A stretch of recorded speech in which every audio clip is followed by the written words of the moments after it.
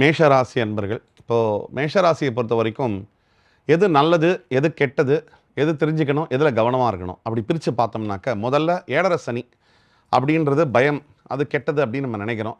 12ல் சனி இருக்கும்போது இரண்டு தரப்பில் அதை நம்ம பார்க்கணும். ஒன்று ஏழரை சனியாகவும் பார்க்கணும், பாத சனியாகவும். இன்னொன்று விஷயம் என்னென்னா, விரய சனியாக நம்ம பார்க்கக்கூடிய இந்த சனி பகவானுடைய தாக்கம் என்பது இருக்கத்தான் செய்யும். அந்த அளவில் மேஷராசி அன்பர்களுக்கு மிச்ச கிரகங்கள் எல்லாம் இப்போ பார்த்தீங்கன்னா, குருவுடைய ஸ்தானத்தை விட பார்வை பலம் அதிகம். அந்த அளவில் பார்க்கும்போது மேஷராசிக்கு 7, 9, 11 இந்த வீடுகளை பார்க்கக்கூடிய இந்த குரு பகவான் மிகப்பெரிய நல்ல விஷயங்களை செய்கிறார். எது மனுஷனுக்கு வாழ்க்கையில் ரொம்ப முக்கியமான விஷயம் எது? கல்யாணம்.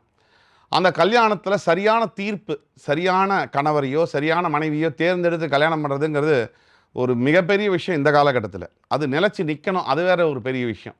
அதுக்கடுத்தது லாபம். லாபம்னா பணம். பணம் வரணும். பணம் எங்கேருந்து வரும்னு சொல்லக்கூடிய இடம். அந்த பணம் வந்தால் தான் நல்லது. ஏதோ இந்த வாழ்க்கையில் வாழவே சர்வைவலுக்கே பணம் வேணும், எல்லாத்துக்குமே பணம் வேணும்.